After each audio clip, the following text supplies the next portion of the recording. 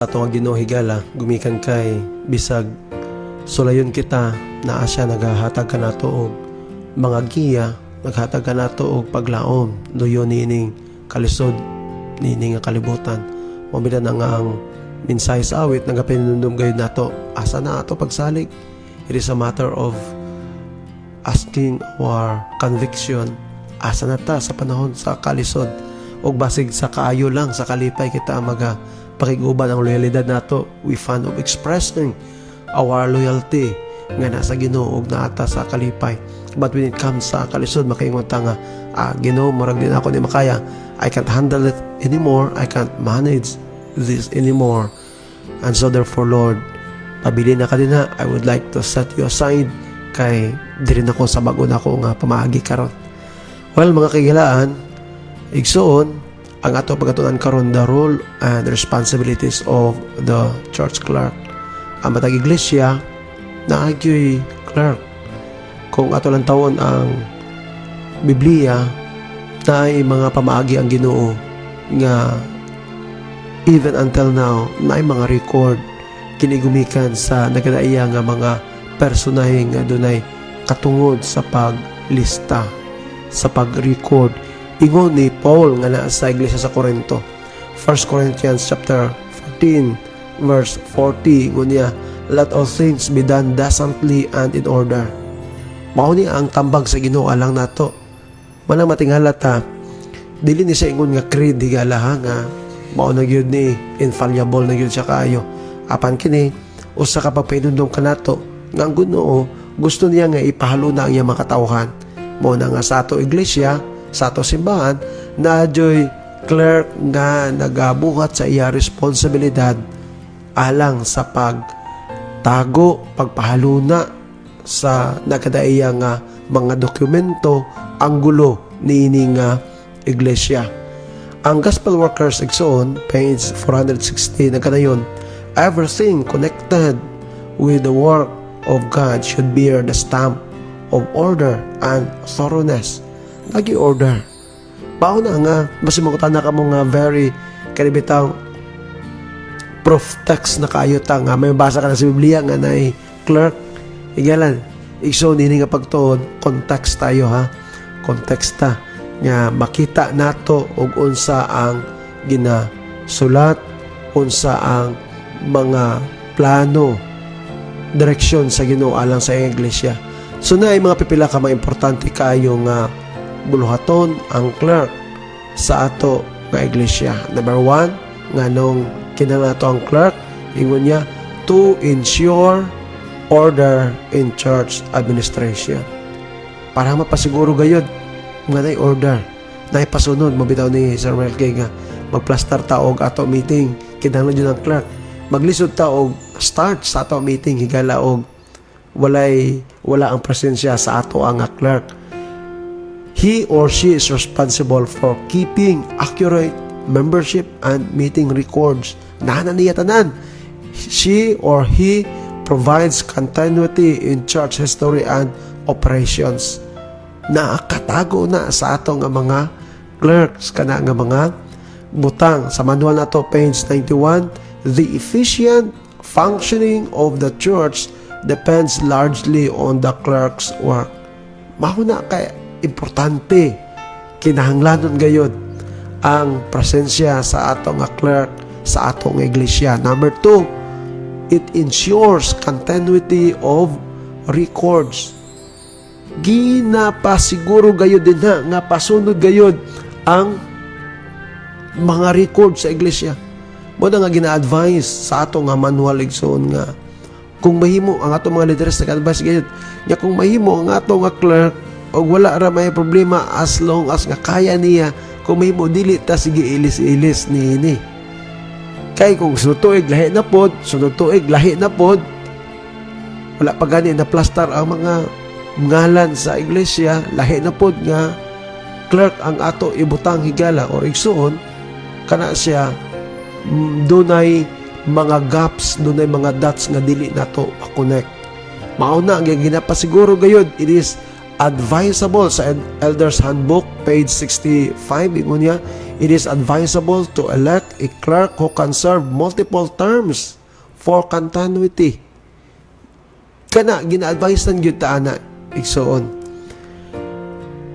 Ingon pa sa Right Hand Mrs. White sa Christian Ministers 90, page 90, ingon niya, because of the important and specialized functions of this office, it is wise to choose one who can be elected to a new term of office to provide continuity in record keeping and reporting. Kaya wala tayong mga adiya, ato mga officers, dili pa nato ma-ensure nga sa sunod tuig sila gihapon, mauna nga ipasiguro nato nga ang clerk kung mahimo to provide the continuity kung mahimo sila gihapon sa sunod na usab nga eleksyon. Number 3, ng importansya sa atong clerk, she or he must work closely with church leadership. Ginapasiguro jud nga naa ang palagiusa, ang kolaborasyon sa mga lideres with our clerk. Ang core responsibility of clerk, mao ni ang responsibilidad tungay na unsa ka importante ang clerk. So giplaster na nato karon ato tun-an ang responsibilidad niya. Ngano importante magyud ang clerk sa atong iglesia? So number 1, ang clerk is for recording minutes of church business meetings, church board meetings. Kinahanglan nato ni ang clerk nga mo serve as our secretary, nga naa din na ginasulat sang ato clerk. Actually, ang uban niya clerk, transcription jud ang ginabutang, ginaklaro jud kinsa ang motion, second motion, kinsa ang nag-approve, kinsa ang nag-suggest, gi-plaster jud pag-ayo igsoon. Pauna nga dili kamahayan nga naa ang presensya sa clerk all the time nga natay meeting. Unya siya ang responsable sa mga records and authority sa ato nga church. May bita naman mangutana o ako ang pastor, mangutana jud ko permi unsa ganito ang na-approve, so recorded na tanan igsoon. Mao na nga sa ato pagpili sa nakakaigo nga clerk, ato jud sigurohon nga kana siya capable o deserve jud niya kada nga responsibilidad di ana nga posisyon. So unsa pa gyud ang buhaton sa clerk? Ang clerk actually dili siya makadungag dira sa record bitaw sa membership nato. Dili siya pwede makadugang og membro. Di siya pwede makabot-bot pud og tanggal without the action of the church. Mao na nga every time nga naatay mga mabautismuhan, mapresenta nato dinhi sa church o niya ang clerk automatic mag-record niini. So mao ni ang responsibilidad gayud sa atong clerk. O gunya, what if makaingon na pastor, what if og dunay mamatay sa may himuon? So ang clerk i-record pud niya ang mapatay. Ipahibalog jud niya, i-record niya og kano sa to namatay, asa siya na membro. Siyempre, di na sa ito nga church na membro. Kano siya namatay, kano siya na kinahanglan nga i-introduce kini sa ato nga sa board, sa ato iglesia, i-introduce kini ay asikasuhon sa ato nga clerk. Ugunya, ining ato nga clerk, siya usab ang responsible sa pag introduce sa item dina sa ato nga chairman. Ug dunay mga personahe nga mag-request sumala sa itong manual, dunay mga pipila nga mag-request nga akuhaon na siya or ibalhin na siya. Ang clerk na to igsuon, mao ni ang responsable ni ini nga mga butang. So ako klarohon nga dili gyud niya pwede tandugon ang mga ngalan without the church board action. So ginapasiguro ginato na mga kaigsunan ha, sa ato nga mga iglesia din ha, sa kabukiran, sa palibot nga maabutan sa ato nga sibya nini nga kagabihon, ang tanan nga items nga lihokon sang clerk must have the church board action. Kaya nga ato nga belief gani, page 302, the church is to maintain clear and accurate records of its members. Nakapagkit yun na. Naklaro jud, sibo jud ang tanan nga record sa ato nga membro mo nang nabutang jud ta o clerk nato mga kaigsunan. O kining clerk nato, siya usab ang naga-process sa membership transfers. Kay ang pag-transfer igsuon, dili ni siya paribito sa uban nga istorya na to din. O sige, balhin ako din na. O nadawat na ko din okay na ni. Doon ay proseso yun mga kaigsunan nga doon ay contact ang clerk to clerk. In fact, na ay clerk convention nga pagbuhaton din sa ato sa Central Mindanao Mission sa pagdumalan sa ato Executive Secretary Pastor Ed Willis Liote. Iya kini ipahiluna, iplastar gani ato ginatawagan ang ato nga mga clerk nga magprepara sa mga kaugalingon. Prepare nato atong mga kaugalingon unya andan po taog doon na tayo laptop much better kay magamit nato ni siya gumikan kay ang ato system karon nag-upgrade, so na-centralize ng tanan. Muna nga kung asa ka mo adto, halimbawa mato ka dito sa part sa Luzon, mato ka sa part sa Visayas, pag-ingoni mo ngana, so pangitaon, dali ra kayo masabdan, dali ra gyud makita og tinud ba ka nga membro sa Seventh-day Adventist Church.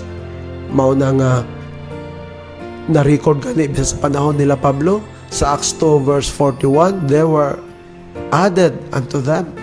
Nagadugang. Dili man nimo may bawaan nga nagadugang o walay proper recording.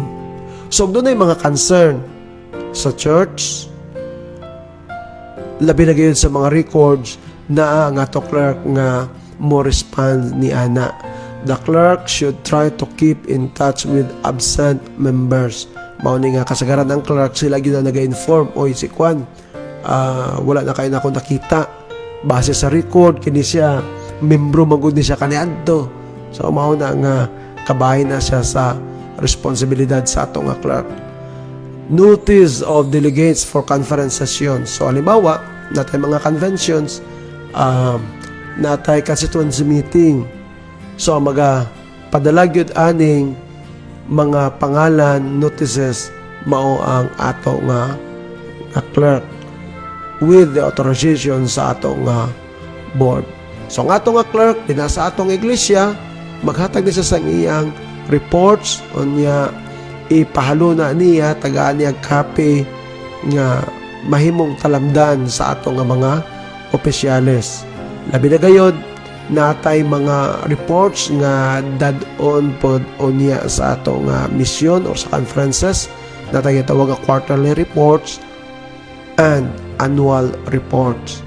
Mao na nga ang ato nga mga clerks ila gyud ginapasiguro ang proper recording sa ato nga church. So mao ni siya ang responsibilidad sa ato nga clerk. Ang membership records na aniya, ang minutes na aniya, ang official church documents na aniya, na ka-file tanan mga kaigsuonan. Samot na ang historical record sa ato nga iglesia. Kaya ang ato nga clerk, ato pasalamatan ang Ginoo nga gipadadaan niya kita og buotan nga clerk. Kaya ang ato nga clerk iya gyud ginapakita ang integrity, confidentiality, accuracy, and faithfulness nga nasa tubangan sa ato nga Ginoo isot. Christ Object Lessons, page 235. Those who have strayed should be sought after with patience and love. Mapinasensyahan gini ato nga mga clerks igsoon. Muna nga ato ni sa saligan o ato ni sila i-recognize, acknowledge nga sa atong iglesia na atay clerk nga nagasakripisyo gayod alang sa kalambuan sa ato nga iglesia. Testimonies for the Church, Volume 4, page 591. God requires faithfulness in the smallest duties. Mo na nga dili na to pwedeng i-take for granted ang responsibility sa ato nga clerk and so on. Kana siya with faithfulness ato pasalamatan ang Ginoo nga na ato nga clerk nga nagapakig-uban sa ato makanunay. 1 Corinthians chapter 4 verse 2 nagkanayon siya, it is required in stewards that a man be found faithful. Mahon na doon natin mga concerns doon sa itong clerk. Kaya ang Ginoo nagpahalo na kana nila ni anak nga responsibilidad alang sa kahapsay sa mga tao nga doon ay mga pangduha-duha, mga tao nga doon ay kalibog na atay paper trail nga subayon igsuon kini siya gidisenyo sa Ginoo ingon nga talamdan nato kabahin sa lawas sa iglesia nga ang ulo walay lain